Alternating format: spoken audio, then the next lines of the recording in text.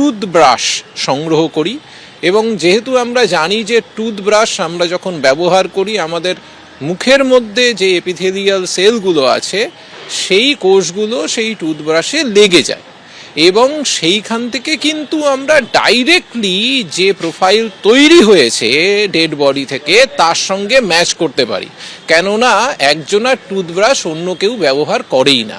তাহলে স্বাভাবিকভাবে এটা ধরেই নেওয়া যায় তার টুথব্রাশে লেগে থাকা যে কোষ সেই কোষগুলি তার, এবং এই ডিএনএ এবং ওই আনআইডেন্টিফাইড বডির ডিএনএ যদি মিলে যায় তাহলে পরেই তাকে শনাক্তকরণ করা সম্ভব। আর ফ্যামিলিগুলোর পাশে মুখ্যমন্ত্রী মমতা ব্যানার্জি নিজে উদ্যোগ নিয়েছেন, যাদের ডিসি পাবে সাথে সাথে তারা যাতে কম্পেনসেশন হিসেবে চেক পায় সে ব্যবস্থাও ফিরদৌসিরা থেকে এখানে করে দেবে। এখানে আমরা কথা বলেছি সবার সাথে এবং 5-10 লাখ টাকা ফ্যামিলিগুলোর সাথেও কথা বললাম। যখন ডিসি পাবো মানে আমরা যখন আইডেন্টিফিকেশান করে নেব তারপরে এখান থেকে সেটা দেওয়া হবে।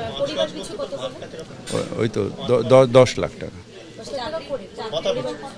মাথা পিছু।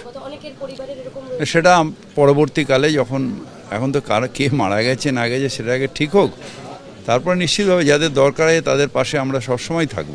আইনের ঊর্ধ্বে কেউ নয়, আইন আইনের মতন ব্যবস্থা করবে এবং যেই অন্যায় করুক না কেন কাউকে রেহাই করা যাবে না।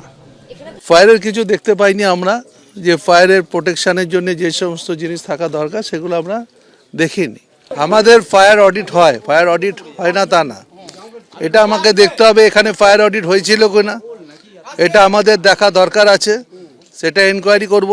এনকোয়ারি আমাদের প্রত্যেকটা কেস হয়, আমাদের সমস্ত জায়গায় ফরেন্সিক হয়, এখানেও সেগুলো হবে, তার ব্যতিক্রম কিছু হবে না।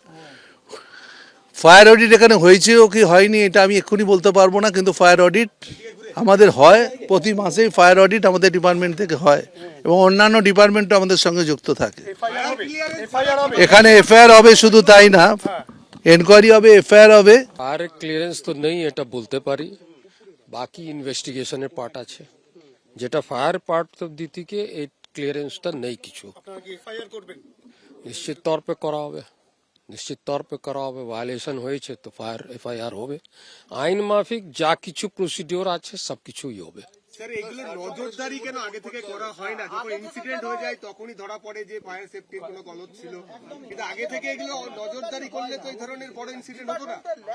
ঠিক বলেছেন, পয়েন্ট ঠিকই বলেছেন, আগে থেকে ধরা উচিত আছে, বাট যখন হয়েছে ইনসিডেন্ট তারপরে করা হবে, যেটা আইন মাফিক আছে সেটা প্রসেস হবে। করা যায় না বলা ঠিক নেই, করাও হয় অনেক সময়, হয়তো এই দিকে হয়নি, অনেক জায়গায় করা হয়, অনেক জায়গায় করা হয়। ফায়ার অডিট করা হয়, আমাদের অডিট রিপোর্ট উপরে নোটিশ দেওয়া হয়, কমপ্লায়েন্স নেওয়ার জন্য বলা হয়, এফআইআর করা হয়, প্রসিডিওরটা করা হয়, বাট হয়তো এটা মিস হয়ে গেছে, করা হয়নি। এবিপি আনন্দ এগিয়ে থাকে, এগিয়ে রাখে।